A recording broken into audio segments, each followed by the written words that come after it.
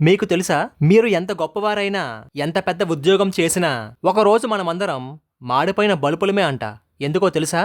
ఒక పెద్ద ఆఫీసర్గా పనిచేసి రిటైర్ అయిన ఒక వ్యక్తి అప్పటి వరకు తాను నివసించిన ప్రభుత్వ అధికారిక బంగ్లా నుంచి ఒక కాలనీలోని తన సొంత ఇంటికి మారతాడు. తాను చాలా పెద్ద ఉద్యోగులనే అహంభావం చాలా ఎక్కువగా ఉంది ఆయనకి. ప్రతిరోజు ఆ కాలనీలో ఉన్న పార్కులో సాయంత్రం పూట వాకింగ్ కి వెళ్ళినప్పుడు అక్కడ ఉన్న ఎవరితోనూ మాట్లాడేవాడు కాదు. కనీసం వారి వంక కూడా చూసేవాడు కాదు. వారంతా తన స్థాయికి తగిన వారు కాదు అనే భావన అతనికి చాలా ఎక్కువగా ఉంది. ఒక రోజు ఆ రిటైర్ అయిన ఆఫీసర్ పార్క్ లోనే ఒక బెంచ్ పైన కూర్చొని ఉండగా మరో వృద్ధుడు వచ్చి అతని పక్కన కూర్చొని సరదాగా మాట్లాడడం మొదలుపెట్టాడు. ఈ వ్యక్తి మాత్రం ఆ పెద్దాయన చెప్పే మాటలకు ఎటువంటి విలువ ఇవ్వకుండా ఒకప్పుడు తాను నిర్వహించిన ఉద్యోగం హోదా గురించి, తన గొప్పతనం గురించి మాత్రమే చెప్పేవాడు. తన వంటి ఉన్నత స్థాయి వ్యక్తికి గతి లేక సొంత ఇల్లు ఉన్నందుకు ఈ కాలనీలో ఉండవలసి వచ్చిందని చెప్పుకునేవాడు. చాలా రోజుల పాటు ఆ ముసలాయన ఇతను చెప్పే సోదంతా చాలా ఓపిగ్గా విన్నాడు. కానీ ఒకరోజు ఆ ముసలాయన నోరు విప్పి ఇలా చెప్పాడు. చూడు నాయనా, విద్యుత్ బల్బులు వెలుగుతున్నంత వరకే వాటి విలువ.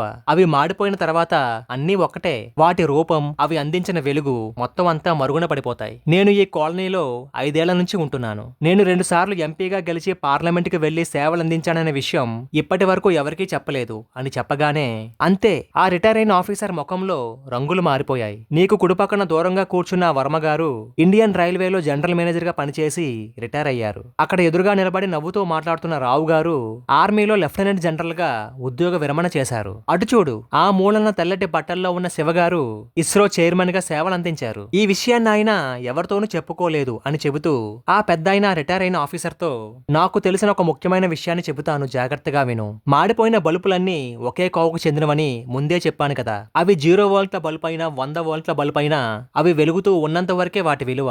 ఒక్కసారి ఫ్యూజ్ పోయి మాడిపోయిన తరువాత వాటి సామర్థ్యానికి గాని, అవి విరజిమ్మిన వెలుగులకు గాని ఎటువంటి విలువ ఉండదు. అవి మామూలు బల్బ్ అయినా, విలువైన ట్యూబ్లైట్ అయినా ఏదైనా ఒక్కటే. అందుకే నీతో సహా మనమందరం మాడిపోయిన బల్బులమే. ఉదయిస్తున్న సూర్యుడు, అస్తమిస్తున్న సూర్యుడు ఒకేలా అందంగా ఉంటారు. అయితే ఉదయిస్తున్న సూర్యుడికి అందరూ నమస్కారం చేస్తారు, పూజలు చేస్తారు. అస్తమిస్తున్న సూర్యుడికి చెయ్యరు కదా.